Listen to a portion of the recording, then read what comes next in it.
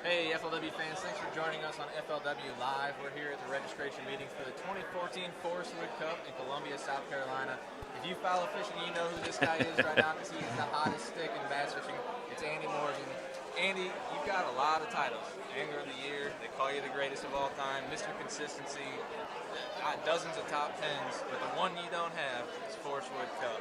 What would it mean for your career to win this week? Man, I mean, it would be life-changing for sure. That's the ultimate. That is the big feather in your hat. If you can win this one, and if you look at it, it's probably the easiest tournament to win. Your chances are way better. Your odds are way better. You have a lot less competitors, a lot less people in your way. 45 pros this week. It is your best odds to win a tournament, and it is the biggest and the best tournament in the country. And like I said, a big feather in your hat. But also, there's a lot of time to prepare for this tournament. You're going up against guys that maybe spent 2 weeks down here in pre-practice plus the practice period. So I have to believe most everybody pretty well knows what's going on out there this week. What do you think? Oh, yeah, there's no doubt about it. There's some guys that have been here for a long time. I mean, you got Casey Ashley, lives right down the road. Because I know Casey's been gone, but he knows the water very well. Brian Thrift, you got Matt Herron. You got a lot of guys that have been here and spent some time and know how to catch bass on Lake Murray. It's going to be interesting, but it is August. It is going to be tough, like anywhere in the South in August. It's going to be a tough fishery. And I expect it this week to be a grind. And I don't know if maybe a lot of pre-practice here helped a whole lot. I didn't come in pre-practice. No, I wanted to keep a fresh mind. I wanted to keep an open mind because I knew it would be tough, and I wanted to be fresh when I got here. Yeah, I assume you didn't come down, and I'm glad you said that. We went out yesterday, and we drove around the lake a little bit. We went up the rivers. We went down by the dam. And I thought there was a lot more diversity in the fishery than what I expected. Some watercolor variations, some different types of cover. Were you able to see it all in 3 days of practice? Yeah, I really was. You know, I kind of knew where I wanted to stick around and start anyway to give me a starting point on getting some bites. That was a little tough on day one. And I was here in 2008 in August when Michael Bennett actually won the tournament. So I kind of knew some of the water I wanted to look at. And I was able to get everything covered that I wanted to cover that fit my style. Now, when you go out there tomorrow, are you going to be running the gun a little bit, or do you have things dialed in some precise areas? Andy Morgan fishing? It's very typical. It's going to be a lot of junk fishing for me. I'm going to have about 10 rods on the deck. I'm going to have anything from spinning rods to flipping sticks. And I'm just going to go junk fish. I'm going to run a lot of different stuff. And I hadn't been getting a lot of bites in practice, just a few here and there, very random. I'm going to put the trolling motor on high and just bounce around a lot and you really hope it works out. Do you treat this tournament any different than a regular tour event? I mean, it is the Forrest Wood Cup. $500,000 will buy a lot of ammo, a lot of arrows, a lot of hunting trips. I mean, do you treat it any different? You know I really do. And I get a lot of strange looks when I say this. I'm a lot more relaxed here. You know, the season's basically over. It's your last event. It's your last chance to make a good lick, make some good money right before hunting season. So, I mean, I'm just on the up and up. I feel good about coming to the Forrest Wood Cup. There's no pressure. I mean, you're already qualified. It's your last chance to win some money and go swing for the fence and do what you can do. Well, I have to say this year, watching you and Cody Meyer in your Angler of the Year race, I really felt like you knew that you were there. You knew Cody was right on your heels. You passed him midway through the season. You know, almost like you fished better knowing that there was a target on your back. Does that little extra motivation maybe help you in these games? You know, I think it kind of did this year. I mean, usually fishing, you don't need pressure. You don't need any pressure on your back, whether that just be local pressure or whatever it is. Having the home field advantage, that's pressure. But I fished better. I fished better with a little pressure on my back this year. I handle pressure situations pretty well, and it just gives me the motivation to try that much harder. You know, I want to try. I don't want to, no stones unturned. I want to turn every one of them over, and that's what I had to do. I mean, Cody was relentless this year. I had to be relentless with him, and it's kind of one of those games that you hate for it to be over, but I'm glad it is finally. So it was a great year, and Cody's a great competitor, and he had an outstanding year, and it was a shame that somebody had to walk away and not win the title with that type of year, and I was just excited to win for sure. What's your prediction for weight this week? What's it going to take? Take to win, I think it'll take right at 50 pounds probably for 4 days. That's around just a little over 12 a day. Last question, what's on the slate this fall? You're ready for hunting season. I know you always got a busy schedule. I am. We're going to start whitetail hunting just basically as soon as I get home. I'm going to start prepping. I've got trail cameras running right now, hanging tree stands. We just got a bunch of food plots in right before the rain hit us in Tennessee, and I'll probably be off to Nebraska here at the last couple of days of August. I'll be headed west. Well, there you have it. It's Andy Morgan. Talk to him now if you want to, because he's going to be up a tree for the rest of the fall. So, Andy, it's great to have you here. Thanks for being our guest. Thank you. Thanks a lot, Good job. Yep, it's time. Yeah. Good luck, man. Here we go. We got Jason Lambert coming in next. He's another one of our OYs. He's our Rookie of the Year this year. Andy Morgan on here. It looks like you guys might have come in together, spent a little time together. You guys got to be friends here, got to know each other a little bit over the course of the season? Yeah, I mean, I've known Andy for a while. He and I've Tennessee River Rats, so we've known each other a little while, but he and I and Ramey Colston, we're roomed together this week, and it's been an interesting week. We all good guys to rub elbows with as you get your career going. Good guys to emulate. I want to talk about this season. At the end of the year, obviously, we hit a stretch where we were on the perfect place. We were on the Tennessee River and the Kentucky Lake. Are you sure that top 10s in both tournaments, top 10s in the Razorback before that? Can you ride that hot streak here with a top 10 finish at Lake Murray? Man, I hope so. I mean, it's, this is entirely a different fishery than the Tennessee River. And, of course, Tennessee River is what I grew up fishing my whole life, so that's a different story up there. But down here, it's just going to be different. I mean, it's just going to be it's not going to be pull up somewhere and catch them. It's going to be a grind. I mean, everybody's going to just have to keep struggling all day long to catch 5. And 5 is huge here. So, but yeah, I hope so. I mean, I'm looking forward to it. You told me you spent quite a bit of time down here in pre-practice, and the weather was hot, it was steamy. But aren't you used to that a little bit? Spending the summers out on the Tennessee River system, and you know how to handle the heat and the pressure, right? Well, the heat's not that big of an issue. It's you get used to that. And I mean, we grew up on the Tennessee River, and it's hot all the time in May and June and July. So that's not necessarily the biggest concern. It's going to be a concern for a lot of folks, because when it's that hot and the fishing is this slow, it's just you got to stay focused enough to catch that bite when you finally do get it. Well, I consider you to be one of the electronics experts on tour. I've seen what you can do on the Tennessee River system. How much time in pre-practice did you spend staring at your depth finder? I spent a whole lot of time when I was down here the 11 days prior to it, and the main thing here is not necessarily looking at the fish like we do on the Tennessee River. It's more finding the areas that have the bait in it and finding the brush piles and finding and the cane. The herring is a you don't find them on one point every day like you do shad back home. It's something that they move around, but you got to know the area that they're in. Did you have any experience with blueback herring before you came to Murray? I have fished blueback herring. I fished Hartwell a couple times. I fished Clark's Hill, so I understand how to catch bluebacks. But I mean, it's August, man, and it's just August, and it's hot and it's tough. So, I mean, we'll see how it goes. What's your confidence level right now? Tomorrow we get started. How are you feeling? I mean, I actually feel really good right now. I had a couple of things in practice. Had a really good first day of practice, and then had a little something come together yesterday afternoon that gives me a lot of encouragement. So, I mean, there's no pressure in this tournament. I mean, no entry fee, and you're making a check regardless. So it's just, it's one of these situations, what I found yesterday afternoon, that I feel good about. So let's just go fishing. So in the afternoon, you said you found something, and the rumors I've heard is that the morning bite has been pretty good, but that it can get tough later in the day. Sounds like an afternoon bite could be a really valuable thing in this tournament. Well, I don't really know. I mean, the morning bite is going to be crucial until the sun gets up, especially for the guys fishing shallow. But on that later in the afternoons, there seems to be a little something going on that could play a huge factor, not just for me, but I think a lot of other guys have maybe figured it out too. So we'll see how it goes. Well, it's your rookie year on tour, the rookie of the year.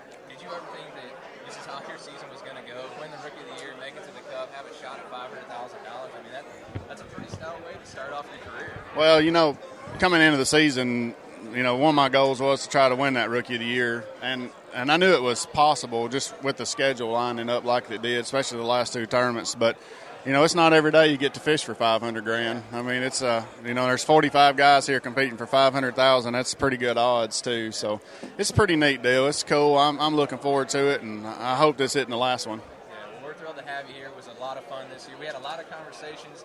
That's what happens when you make the top 10 at every tournament to end the season. Jason, I want to thank you for being here, and good luck this year. Hey, thanks, guys. I appreciate it. Enjoy it.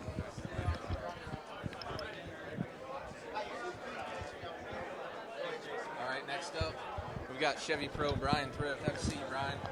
I read a few pro angler picks for this tournament last night, and I had to say a handful of guys, no more than a handful, most of the guys are picking you. Oh, goodness. How's that make you feel? Is that any pressure to you? No, it doesn't add any pressure to me. It's awesome for people to have that much confidence in me. I wish I had that kind of confidence in myself. But no, I mean, Lake Murray's only about 2 hours from the house. I spent a good bit of time down here in pre-practice, and it's going to be an interesting tournament. I mean, I've got a game plan. I don't know that it's going to work necessarily, but I know what I'm going to do. Well, you said it's only a couple hours away. How much have you fished here before the pre-practice? I mean, in the past? Before this year, the only other time I'd spent any amount of time here is at the 2008 Forrest Wood Cup when we had the championship here at Murray. I fished Murray very little. So it was a little bit new to you, but you got plenty of time to scout it. You like what you saw, it sounds like.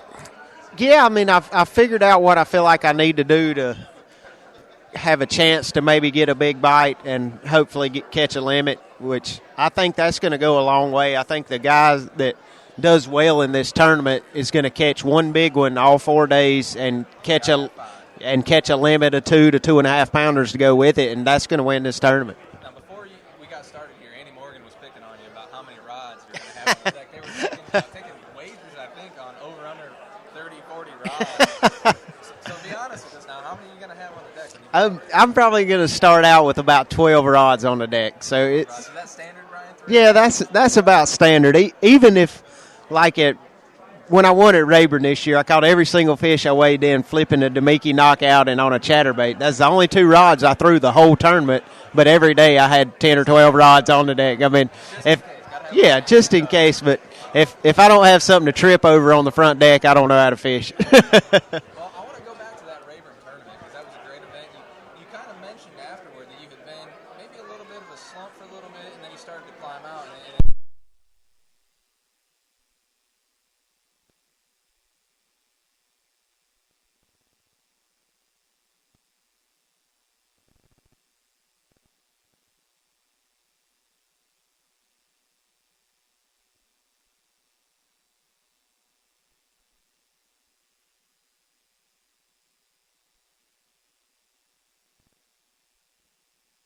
Bites, or you'd find one little out-of-the-way deal and you'd get a bite on it or something. I mean, you just had to have that confidence to keep going, that you know it's tough, but if you can unlock that one little secret, it's going to give you a huge advantage over the rest of the field.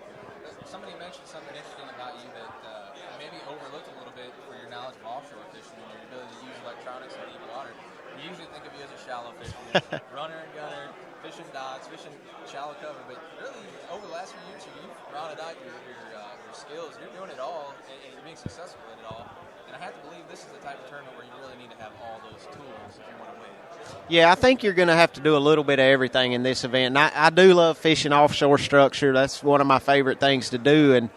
And now, even since the time I started, when I became a professional in 2007, you've always had to be more broad with your techniques and what you could do. I mean, there's really nobody out there that's a one.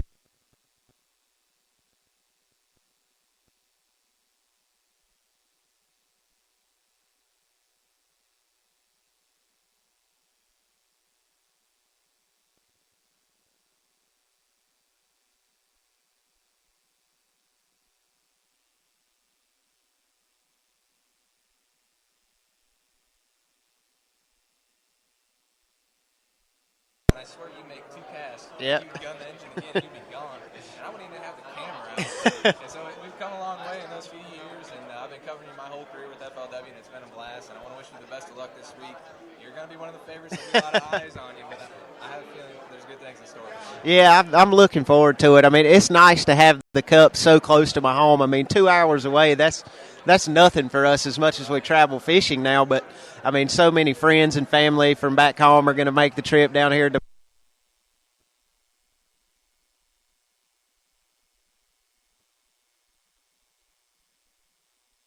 Thank you. I'm glad to be here.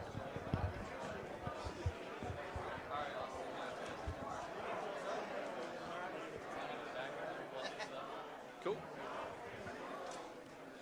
All right, we got Austin Felix from, he's a Golden Gopher from Minnesota. Made a trip down to South Carolina. So, first of all, this is probably pretty similar to what you fish back home, right? Exact same kind of lakes? Oh, yeah, totally. I mean, blueback herring are all over northern states. Yeah. No, really, what's it like? It's completely different. We know that. You got a lot of natural lakes up there, a lot of clear water, a lot of vegetation, smallmouth, largemouth. So you got it all going on in Minnesota, but it's nothing like these southern reservoirs. Has it been a challenge for you to sort of figure things out on Murray this week? A little bit. Good thing is there's a lot of information on the lake in general, and coming from Minnesota, there's a lot of fish in most of our lakes, so we get to experiment with a lot of different techniques. So I feel like I've got a pretty well-rounded set of skills to figure them out, and I think we did all right. So I want you to take a look around this room at some of the people that are standing around. We've got Brett Hyde, Scott Canterbury, and Michael Neal. Andy Morgan's around here somewhere. These are the who's who of professional bass fishing, and you're getting to go out there tomorrow morning and face off against them, man. Has that set in yet? I mean, are you nervous? Yeah, I mean, I'm not really nervous. I know these guys are the best in the world. You can't go out there expecting to beat them every day. I'm not going to go out there and flip docks better than Thrift. I don't know the lake as well as Ashley or Gagliardi, but I'm going up against the fish, and I just got to try to catch 5. I've been able to catch them all right. I don't think it's quite as tough as a lot of guys are letting on to be, but sandbagging a little bit. But well, you learn that as your career goes on. You got to sandbag with the meteor. You got to tell them that the bite is tough, even if it's good. You got to figure that out. Oh, it's still tough out there, but I still think there'll be quite a few limits caught at least. Now that I said that, I'll probably catch 4, but yeah. No, I'm sure you're gonna have a great tournament. We're excited to see you out here representing college fishing. It's a great program. You get the chance to fish basically for free, just about, and then to qualify through the national championship and come and fish here. Now, I think you brought some swag with you. You got some goodies, and we're going to show off a little about. This is what these guys get for qualifying for the Forrest Wood Cup. In addition to $10,000 and a chance for $500,000, there's a lot of free goodies. We got some ions. It's absolutely crazy, yeah. Besides all the normal clothing, I mean, Ranger, Mercury all gave us a bunch of clothing, hat, stuff like that, but we got these incredible new cameras and all the mounting hardware you could ever ask for. We got all the suction cups, and we got, I think, a helmet camera. Really? Yeah, so. Well, that's pretty cool. I haven't seen the helmet cam yet. It seems pretty cool, and I can't wait to get to use it. Show people off some fish catches. A bag of stuff down here. Oh, yeah. It's incredible.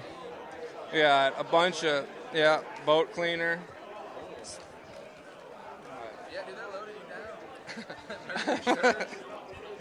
I mean, I can't wear it all right now, unfortunately. And bag of baits. A bunch of tackle. I haven't even got to look through this all, to be honest with you. There's a pile of stuff. Out of there, I bet you I could catch something on one of these. I just don't know if I have an extra rod rigged up. Very cool. The FLW sponsors showed out here with some cool flag. How about that? But.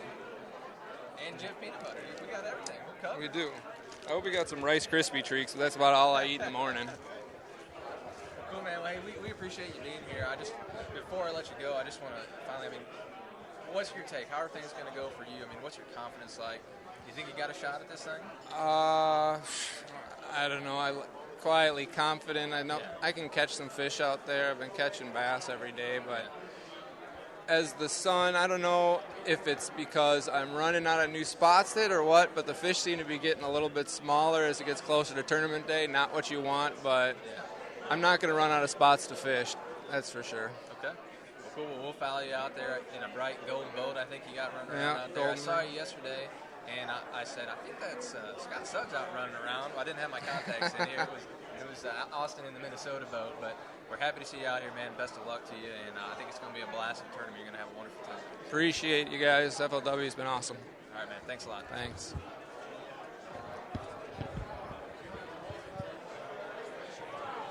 We got another Austin. We got the Austin show going on here. Austin, Terry, happy to see you, buddy. Thank you. How are things going, man? They're going good. It's pretty. It's like Christmas in here. Walked up, and I just thought it was gonna be registration like usual. Maybe a little more, and I knew we'd walk up. They're handing out all these goodies and stuff. We got an ion, boat cleaning stuff, which that's probably next on the agenda. Yeah, They're pretty heavy now. We got about 20 shirts and caps. You know, you got to get one of everything. Oh, yeah, naturally. And at the end of the week, you're going to go home with at least $10,000. At least. Yeah, that's. A chance to win $500,000. You're a pretty young guy. I mean, did you ever think growing up that you were going to be fishing for $500,000? It's always been a dream. I mean, I didn't know it, you know, might take it. You know, it took longer than expected. You know, you want to make it your first year, but, I mean, just to make it ever, you know, most people, that's their high point in their career, just to make it once. Even if it takes 10 years, because these guys, you're like standing around here, you look at them, you're like, you know, the tour, you're like, you know, so many people aren't going to catch them. It's going to be tough. Even if it's good, they're not. Here, you're like, every single guy you look, he catches them every time, and it's like, you're going to have to bring your A game this week. We won't be surprised no matter who steps up there on stage at the end of the week with the cup. You're going to be like, yeah, and every person that, you know, from the start away in, you're going to be like, this guy's going to have them.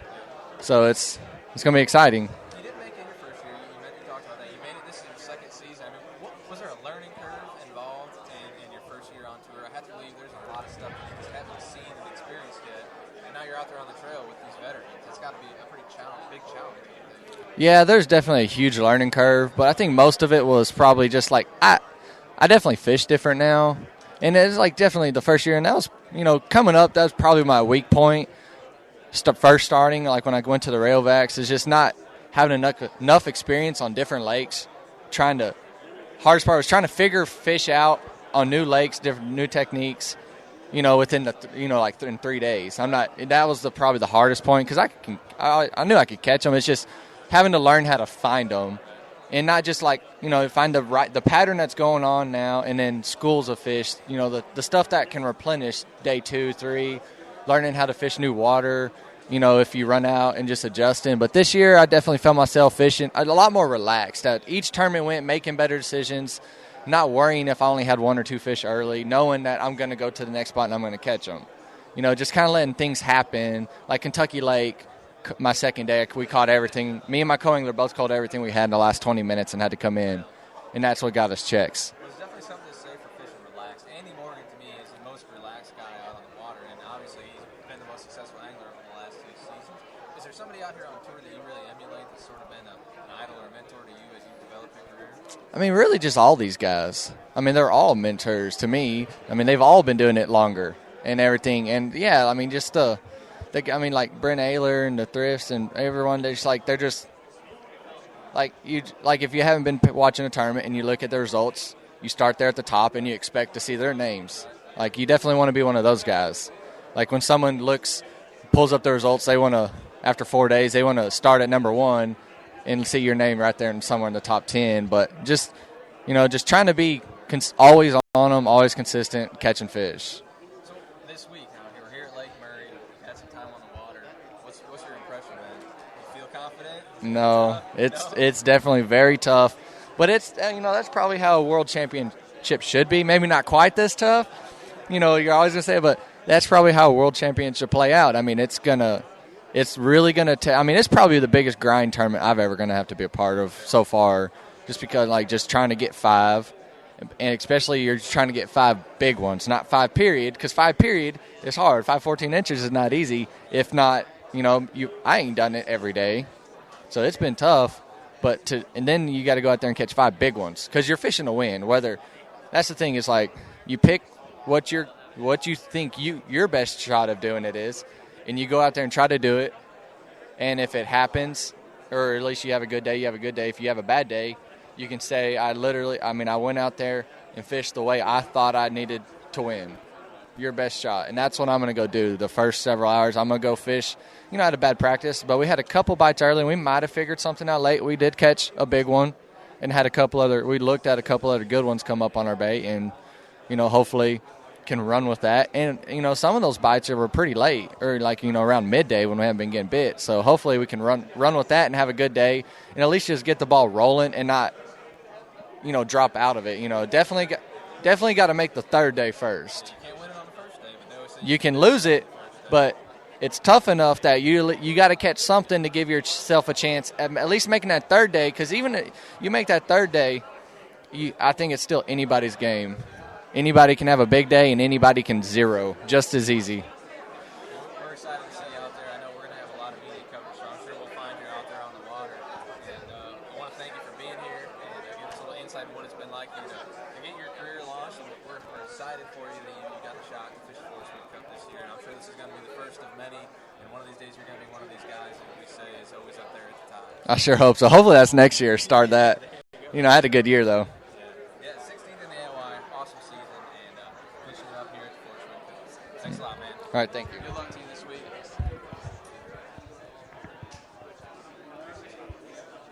Carrying the banner for the Castrol Pro team is Philip Jarabeck.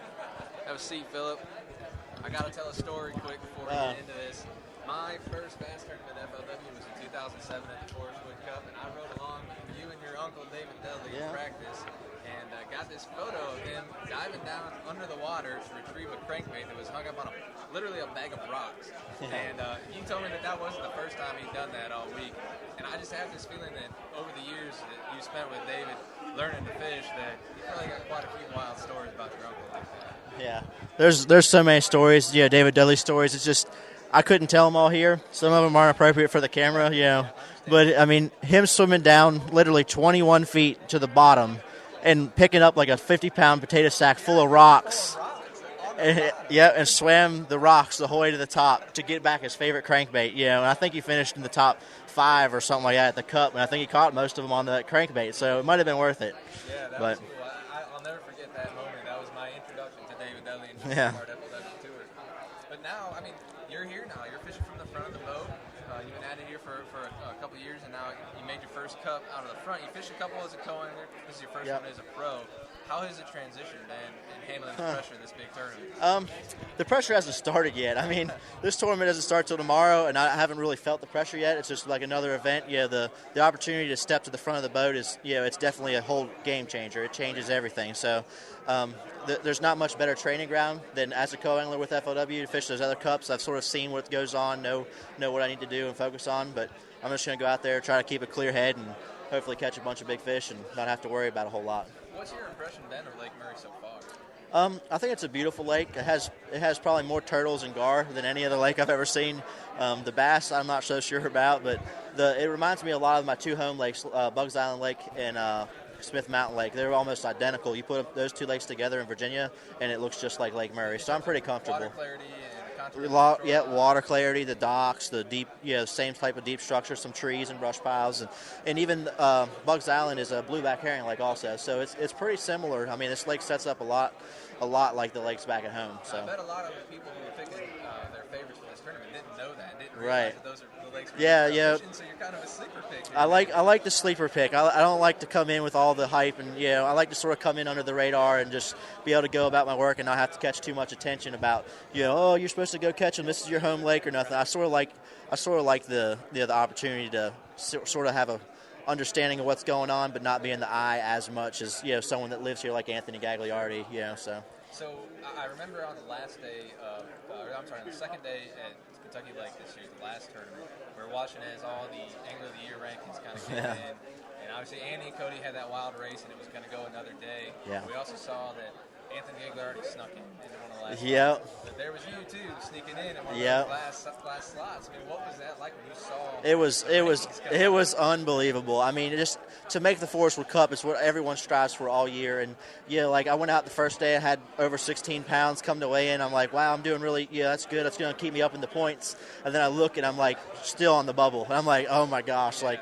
I was supposed to be like sort of getting ahead of myself, but it was like every time I look, I'm on the bubble. And then Anthony to make it, we actually had a 3-way tie for 38th place. So, I mean, it's just amazing. And, I was truly blessed. God really blessed me at the last couple, this whole season, but the last couple minutes of my second day, I ended up calling a couple times on my last spot to get up to the weight I had to make it. I mean, even 1 ounce, just 1 ounce difference, it would have cost me making it. So it's amazing. It's really crazy to look at it. I mean, one fish over the course of 6 tournaments can make that much of a difference. Absolutely. Whether you come here or not. I mean, one fish, one bite, one missed fish, it can change the whole course of your season. You look at this as an extension of our regular season, qualifying for this since not everyone comes. So, I mean, it's a true blessing to make it this far. And taking that one step further, one bite can change your season whether you get here. But the fishing has been tough on Murray. Nobody's been hiding it. It's been tough. Yeah. One bite here could be the difference in Philip Jarabeck lifting that Yeah, cup at the absolutely. end of the week or not. What would that mean for you if you were to hoist that trophy? It would be awesome. It would just be amazing. I mean, you were talking about the pressure building. Just thinking about that gets me nervous. I mean, yeah, absolutely. I mean, it's the biggest championship in the world. To make it to the Forrest Wood Cup and have a chance to win it, it's just awesome. Thinking about that one bite, it's a tough fishery, so we're not catching tons of big bags, but just the opportunity to say, hey, I set the hook on my next cast. It could mean the difference between last place or 10th place, and then set the hook one more time. It could be the difference between 10th place and first place, and just to have that opportunity with FLW for $500,000, it's awesome. Yeah. Well, I gotta say, man, whenever I see you around, you always seem like you have a smile on your face. You're in a good mood. I feel like you're having more fun than most of these guys on tour. How fun is it to be a young guy out here running around all over the country fishing for bass? It's a dream come true. I mean, people strive to find careers that they love. I've found the career that I love. I hope to do it the rest of my life. People ask me how long I've been doing it. This is what I've been doing for the past 3 or 4 years fishing. This is my second year as a pro, and people ask, well, how long are you gonna do it? I'm like, as long as I'm able to. I don't want to quit. I just love it. There's not a struggle to wake up in the morning to go to work, so I love it. Awesome, man. Well, hey, we're thrilled to have you here at the Cup, and we're thrilled to have you with FLW representing Castro. Absolutely. It's a lot of fun to watch you come up, and I'll never forget that moment with you and Dave back on Lake Washita. That one will stick with me forever. Yeah. And, hopefully we'll be seeing some more awesome moments I like hope that so. out of you in the next few years here. I hope good so. luck this week, man. Yeah, I appreciate it. Tear 'em up out there. Thank you. Thanks.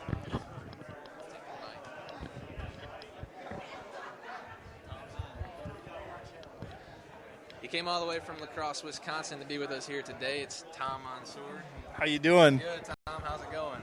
I can't wait for tomorrow. Yeah, you're excited?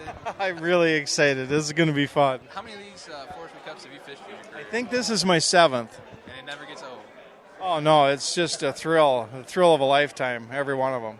I watched you last year on the Red River, and I've seen you other times, especially when there's a shallow bite, especially when you can swim jig, which you're known for. But I feel like this is the type of tournament where it sort of fits your strengths, where it's shallow, where it's tough, and where you got to grind it out a little bit. Would you agree with that, or is this am I completely off the wall here? No, you're pretty much right, but it is a little different. It's not exactly what I'm used to, but I figured something out that I think is going to work pretty good, and I can't wait to see how it goes tomorrow. Yeah. Did you swim a jig this week? I mean, if I had to bet money on it, I'd say you did. There's one color they do like. Yeah. Okay, that's all we're going to get out of it. Yeah. We'll watch out there on the water and see how things go. Tell me about your season over there. What was the high point? What was the low point for you getting here? Well, it was a crazy season. Last November, I had quadruple bypass surgery where we were filming show bottom feeders, and we caught 1 million pounds of carp and all these giant sturgeon and everything in the DNR, and everybody was there, and we were doing this big thing, and my chest started hurting. And I didn't think nothing of it because we were pulling so hard on the nets. Well, the second morning it started hurting again, and it didn't go away, so my son said, you better go to the hospital. Once they got a hold of me, that was it. I was in surgery and a quadruple bypass. And then I had 2 more heart attacks on Christmas Day and on my birthday, January 28th. And January 28th was a Monday, and on Friday we had to be in Florida for the first tournament. So I'm thinking, oh, my God, the doctors ain't going to let me go. And I actually stayed home a half hour before going to the hospital. And I knew I was having a heart attack because I didn't want to go because I didn't think they'd let me out. My arm hurt, my chest hurt. Finally, after a half hour, I told my buddy, okay, take me to the hospital. And I got there, and by then I was scared. It was bad. And I hurt my heart that time. So if you're ever having a heart attack, go to the doctor right away. Okay. But they let me out. I got to the first tournament. I told them I can't miss a tournament because these guys are so good. If you miss 200 points, you will never make the Forrest Wood Cup. Must be one of the most extreme fishermen I know. Because how long was it until you left after that? On Monday, I went in. On Wednesday, they let me go. And on Friday, I was in Florida. Wow. I can't even imagine that. I know, and there's 3 other guys that have had heart attacks, but they only had stints. A stint is nothing. Every heart attack, they do the same thing. They go in with this stuff, and they can put stints in, but they don't because the veins I had collapsed, so they couldn't fix them. So I got Out of 4 veins, I got 2. But I'm still out here competing and making it to the Forrest Wood Cup. And I don't know why they aren't. They just had stins put in. What are you running on here? I mean, I swear. I'm running on fishing. Running on fishing. I love fishing. Yeah. You know, I met a guy, one of the outdoor guys here is a lure collector. Actually, one of the top lure collectors in the United States. And he came up and talked to me. And I'll never forget meeting him at this Forrest Wood Cup.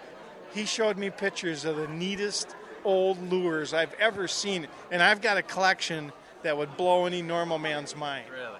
Totally. And he showed me pictures of stuff I didn't know existed that is so beautiful and probably priceless. Fishing really is your life. I mean, that's your life when you're on a tournament trail or you're a commercial fisherman back home, right? Right. You're doing the television show, and I think your son is in the television show. And yeah. You guys, this is what you do. I mean, what does it mean for you to overcome all that and to be here this week? Unbelievable. I can't even imagine. I don't even know how to process it. I tell you what, they got a rule for practice where you have to be by yourself. Well, I haven't been by myself since my 3rd heart attack. There's always been somebody with me. And I had to come down here by myself and practice for 3 weeks before the cutoff. And one day out there, it was 100 degrees, and I was burnt out. You know, and I love to fish, though. I mean, you shouldn't get burnt out because you love to fish. But I was physically getting burnt out. And I sat down in my boat and I thought, you're alive, you're out on a beautiful lake, and you're practicing for the Forrest Wood Cup. How cool is that? You know, you just got to get over, you know, being by yourself. I was burning out on being by myself. Right, I understand. Yeah. Because if you have a heart attack by yourself out in the middle of nowhere, it's going to be a bad deal. Right, sure. You know, and I'm thinking, I called Bill Taylor and Kathy Fennell. I says, can we make a new rule where you can have somebody with you if you got a doctor's excuse? They said, not this year, Tom. Well, you're a little more hardcore than me. I'd rather be at home curled up in the ball right you know, now.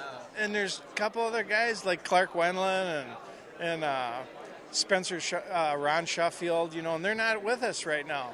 And I think they could be, you know. I hope they're doing great. But I've got friends at home that have had 30 stints put in, and they're out fishing like crazy too. One of them, you know. I think you're part machine, maybe. I don't know. I don't know how you do it, but I think just it's love awesome. fishing. And just I love we're fishing. thrilled that you're here. I want to get real quick from what your take was on Lake Murray since you've been here. You what know, are you expecting this week? It's a real tough lake right now, but there are some things that work, and I can't wait. You know, I just can't wait to see what happens tomorrow. Tomorrow's going to tell the story for everybody.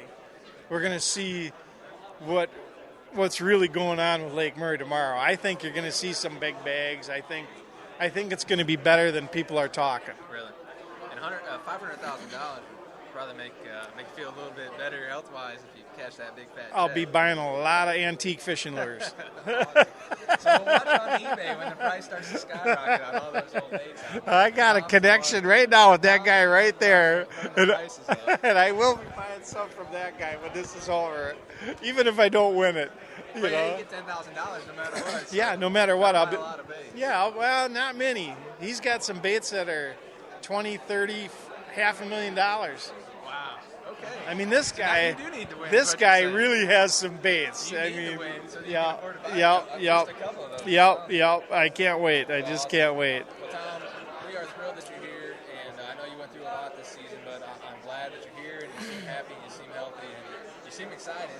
I'm a little bit floored, but you seem excited, and that's what's important. Oh, I So, can't wait. Yeah, we'll be thrilled to see you out there. We're all so lucky to be here. It's unreal. That's You know, absolutely right. to be able to do something as neat as go fishing at this level is every fisherman's dream, And you get paid for it. and you get paid for it. Come on, how much You know, better can it last year, Mark Rose, we were in line the top 10, waiting in line to weigh our fish last year down in Red River. And Mark Rose asked me, how much is 10th place? I said, Mark, I don't know. And he says, oh, that's right. You don't care about the money. Well, I do care about the money, but I just love the fishing. be? Yeah, You know, to me, the money is great, but it's still all about the fishing. sure. You know. Well, that's what's great about the sport is that just to have the opportunity to, for me, even to follow you guys around and watch you fish and to learn from you guys. I mean, I'm blessed. I'm spoiled rotten, and I think we're all a little bit spoiled rotten. Yes, we are. Yes, we are. But no, it's a lot of fun, and then this week is going to be wonderful. And you get to meet everybody. I know. That's start taking notes, taking these drops. yeah. You know, I'm envious of the co-anglers even. They get to fish with everybody. Right. They learn everything. I only get to learn what I know. You know, that sucks. Sometimes I think, God, them co-anglers, I wonder if they know how lucky they are. And even like at the BFL level, you know, those guys, they pay $90 or something for a co-angler to go out and ride around in a nice boat all day and see what a guy has taken his whole life to learn. On their home lake a lot of times. Yeah. And I mean, you couldn't hire a guide for $90 and learn what you're going to learn in one day fishing at a BFL or a Rayovac, or if you're lucky ever enough to fish as a co-angler on tour like this. I mean, the stuff you learn is priceless. Oh, yeah, absolutely. And that's what's cool about FLWs. There's so many opportunities. Now, if you're a high school or college kid, you can fish for free. Yeah. So, I mean, you don't even have Unbelievable. to pay. Unbelievable. I talked to the 2 Minnesota kids here. You know, they came up to me and I said, do you guys know how lucky you are? Yeah. I mean, this is, at your age, a dream come true. I can't believe, that FLW's got the coolest format and the best run tournaments of anybody in the world, period. I know that. And I mean, it's unbelievable. And those guys are here fishing in the biggest tournament in the world, and they're in college. Yeah. Isn't that something? Unbelievable. Well, Tom, I hate to run you off because I could sit here and talk with you all day Yep, long. yep, And if yep. you do buy some of those $200,000 baits, I don't want to touch them, but I Yeah. do want to see them. Oh, my God. I won't be buying any $200,000 ones. Well, you never But know. maybe You win- five. you win Maybe that, five. You win that $500,000, you might be a little itchy and you might have to spend a little of that money. I'll be talking them down, I'm sure. Okay. Awesome, man. Well, hey, thanks for being here. Thank you. Appreciate it. Good luck to you this week.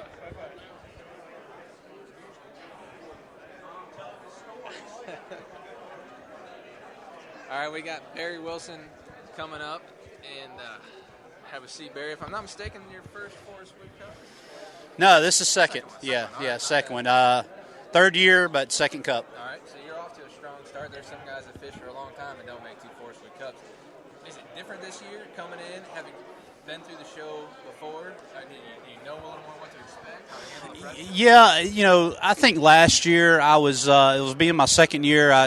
I came really close my rookie year of making the cup, and then last year had an exceptional year. And I made the cup, and it was just like, hey, I made it, and I was so excited about that. And I really didn't. I had a good tournament. I finished about middle of the pack, 20th something.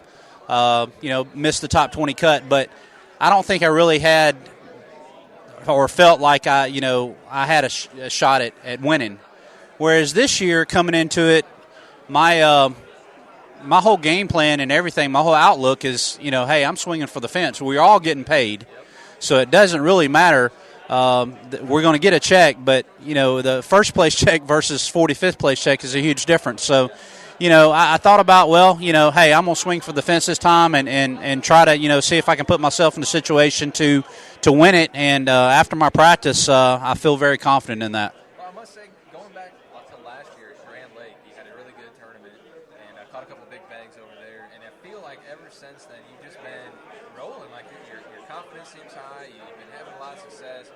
You're getting noticed a lot by the media, and it seems like things are going well on the business side of fishing. Do you feel like you've hit a groove, maybe, where things are just starting to work? Well, I hope so. I hope I can get in a little bit better groove. But yeah, I mean, I feel a lot more comfortable now. And I remember going back 3 years ago when I started, and I've been fishing a long time. I used to fish BASS invitationals and did a lot of the EverStarts, Rayovac, Stringe. It changed the names of the BFLs for, ever since 2003, basically. So I've been doing it a while. But my first year, when I first walked into that first meeting room, I was just in awe of everybody that I've ever seen on TV, and yeah, exactly. And I had to make myself realize, hey, I'm fishing against the fish, not against everybody else. So that first tournament, I was lucky enough to get a check. And ever since then, ever since that first year, I've switched gears and gotten a little bit more aggressive, and especially this year, I've treated it a lot more like back when I was playing college football. About the game day situations and stuff. Getting fired up about it, and I've approached everything a lot differently, and just kind of built on that. Through the tournaments. Now, where did you play college football? At Auburn. So I know there's a handful of former college athletes here. I think Jason Christie played basketball. Yeah, he played basketball. Played football. Mark Rose played baseball. Is there something about competition and that competitive spirit that just sort of rolls over from playing college sports or even high school sports that really helps a guy in a tournament fishing scenario? Yeah, well, unfortunately for me, I messed my knee up my senior year, and it put me out for the rest of the year. And back then that was 25 years ago. So I still needed that competitive drive. I had to have it. It was in my blood. I've been playing sports all my life, so fishing allowed that for me. And, yeah, I think it's a big difference. I think when you approach game day situations, being the tournaments, it kicks you into a different gear. A light switch goes off.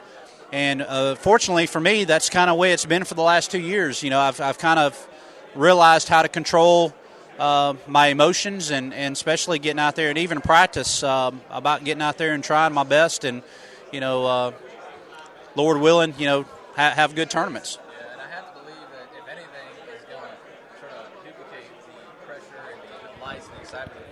It's got to be walking onto the field for Auburn and play football, because I don't know of a much more rowdy bunch of people and more excited people than Auburn football fans. Oh yeah, I told this past year when Auburn beat Alabama there at Jordan-Hare, I've got a 14-year-old son, and I told him, I said, that is the first time that I've ever seen anybody on the field after a game rushing the field. That's the first time I've ever seen it, and of course that normally it haven't happen. But yeah, when you get down there, on the college playing field and stuff, especially Auburn, as big as Jordan-Hare is, you get chill bumps, and then you have to, realize, okay, I'm here for a reason, and focus on what you're doing. And same way out on the water, I still get butterflies, goosebumps every morning before takeoff, and then I have to settle myself down when I'm going down the lake and realize, okay, I'm here for a reason, and let's get to work.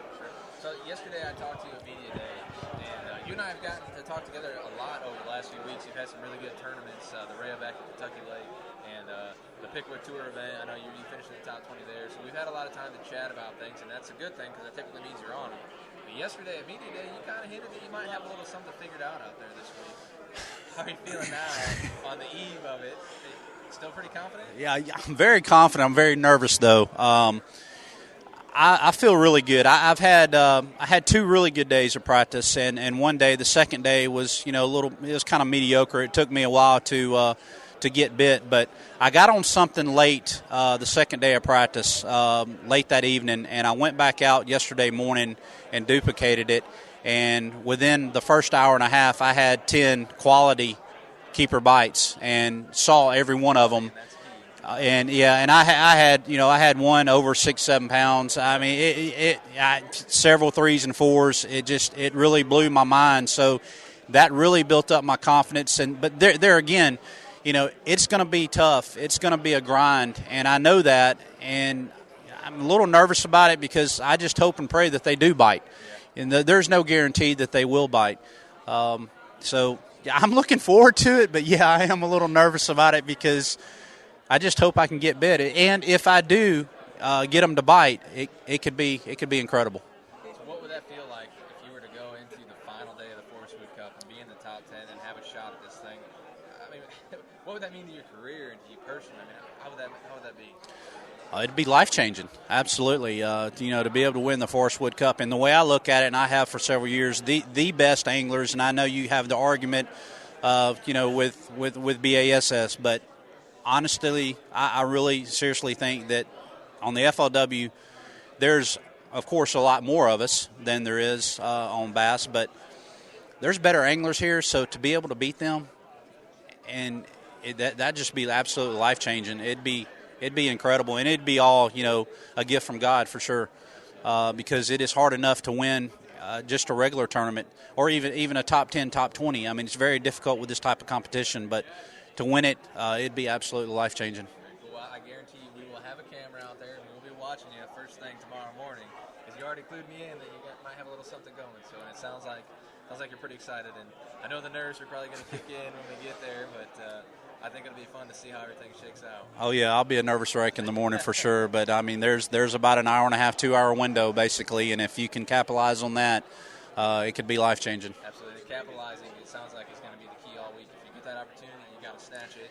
And the best anglers always do. And so you got to fish. You got to fish clean. There's no question about it. You have to fish clean, and if you don't, you're just hurting yourself. All right, man. Well, we will see you out there in the Tightline UV boat. It's easy to find. It's pretty bright, so I'm sure we'll have some great photos with you and probably some ion videos to show people on the website too. So stay tuned and watch. It's Barry Wilson with FLW Live, getting ready for the Forrest Wood Cup. Thanks a lot, Barry. Thank you. Thanks, man. Good luck. Mr. Partak coming in here. Brian Partak, have a seat, buddy. Good to see you, man. Every time I show up to a tournament, you're like the first guy I see, I swear, and you always come up and you're always happy and you're always excited, and I love that about you, man. That I you're appreciate always that. and ready to go. But dude, you're traveling the country and fishing with the best anglers in the world. You should be in a good mood, right? Absolutely. It is the kind of, this is my third year doing it, and I will say this. It is my junior year, just like college, where I'm starting to get into that particular motion of knowing the guys, knowing what the guys are doing. I get to practice now. I got a traveling partner, so I put the time in with them, and that's such a learning curve. Not only because you get a paired up with a guy each day, but you get to see their whole process of and next year will be my senior year, and then the year after that is going to be my jump to the front. So it's just learning curve has been so big for me, and that's why I'm always excited, because you never know what's going to happen. Like the 10-pounder I caught at Rayburn when you were there. I mean, that was such a bonus fish and such a moment that I'll never get back again, but I'll always have it, because let's be realistic, odds of that happening ever again is slim to none. But you never know. The more you get out there and the more you do it, the more chances you're going to have to do it. And I just have to say, you got to work on your timing, because I was with you on the water literally, I think, half an hour before you caught that fish. And, of course, I leave, like usual, and you catch it. So yeah. I don't get any shots. No, so but next time, catch it while I'm well, it's again, these guys are the best in the world, and it is a privilege. I've said that so many times. It's a privilege to be a co-angler. It is such a good thing that FLW lets us fish, and it's controversial at times, I without a doubt. And I won't go into that because that could be an hour conversation. But, again, I see it as a privilege. It's a learning experience. I treat it as I get in these guys' office for the day. It's like, day on the lake with a pro, but you're guaranteed to do that twice, and then if you make it to that third round in the normal season, obviously here at the Cup we only fish 2 days, right.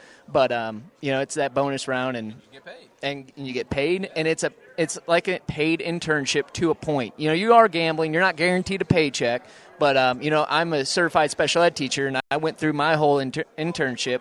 Never got paid. You do everything a teacher does. You do all the parent-teacher conferences, exactly, and you have a chance to win your money back. So it really is the ultimate internship. And, again, to have made it 3 years in a row from the back of the boat, it just tells me that I'm learning. I'm learning, I'm getting better. And where before, my first year, I will tell you this, like, you think I was excited what I see now? I was so jacked out of my mind the first year, like from my first event to the next guy.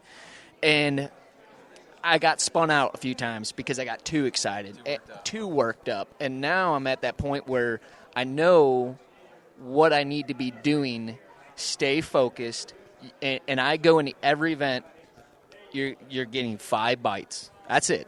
Even at Kentucky Lake, I have the same attitude of I'm going to get 5 bites, and I need to capitalize on every swing and follow through, and that's kind of how I go into every event. So I'm glad you called it like an internship and that you're learning, because that is really one of the most important parts for the co-angler. It's not just about the competition. It's about preparing yourself to fish from the front of the boat.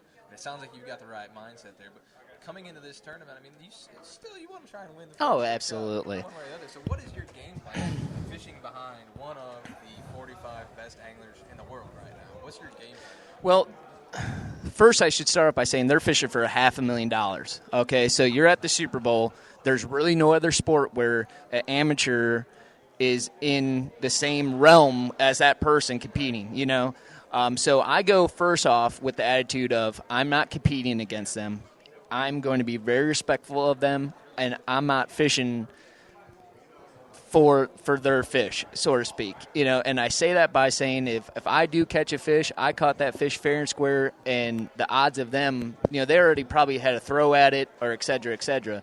So in order to do that, you got to maximize your fishing time. So you really, in these events, you want to pick 2 rods. You want to pick, and you come up, as soon as you pull up to that area, I kind of, when we pull up in the area, I have that attitude of going, you're dealt your cards, okay? That we're going to put it in blackjack terms. I'm going to give you 2 cards, and you got to play those cards at every spot. And odds are the dealer's going to win a lot of the spots, absolutely. But you're just waiting for your right time that your cards hit, and when you have the cards that you got to make them count. That's when you got to bet and gamble and capitalize on it and put them in the boat. So that's how I go into events like this, where I know it's going to be tough. It's like similar to Lanier. Where I go and say, okay, we pull up on the spot, I'm going to throw this rod, and I'm going to keep throwing it and throwing it and throwing it and throwing it. And that's kind of my attitude. If I get a guy that's going to the bank, I got a bait that I know I got to keep in my hands. If I got a guy that, is, offshore, I got another bait that I know that stays in my hands the whole time. You're ready for everything, whatever you encounter. and capitalizing is the biggest thing for the Kona, because you might not get an opportunity for a couple of hours, but when it happens, you've got to be ready. I mean, it's total concentration. It is. That you nailed it right there. Especially if you get a guy on the bank, you want to actually be paying attention more of where they're flipping, because you're watching where they didn't flip. Right, you got to find that spot that he overlooked. And when I first started doing this, my first year, I was just like, hey, I'm going to flip at everything, right? And you get overwhelmed, and you're making too many flips to the wrong stuff, and you get spun out. Right. When really, if you're just watching the guy the whole time, you will when you watch them miss something, immediately your brain goes, he missed that, and I need to throw at that. And that's the strategy on the co-angler side. That's why I really believe, your Nick Hensleys and several others, your Kevin Gordons. Those guys don't miss on the co-angler side. They know this strategy, and it's taken me now 3 years to figure it out. But you get more excited as you do this when you start realizing these guys aren't aggressive co-anglers. They're not throwing over these guys' shoulders. They're playing it by the rules, but their total concentration is, yes, tons of strategy. This is a little bit different tournament than a tour event. You kind of touched on this. It's only 2 days. In a tour event, you can fish for 3 days. You have to fish 3 days to win as a co-angler. There's only 2, so it's going to be a little bit shorter window. A little more intense action, I feel like. But let's just say, after tomorrow, that you are up there in the top 5 or so, and you got a real shot at this. Think you're going to get any sleep that night with a chance to win the cup on the co-angler side? Probably not. Let's be realistic. I'm a realistic person. Probably not. But I will do what I need to do to put myself to sleep. And that's kind of how I went into Rayburn. You just kind of tell yourself that, you know what, you need to go to sleep. You need to get some rest. And the chips are going to fall where they're going to fall. But, I'm going to be excited, absolutely. But, again, you're at the Forrest Wood Cup. You're fishing along the greatest in the world. I can't tell you how awesome it is to be a part of FLW and what FLW stands for and what they're doing. They're getting better and better every year.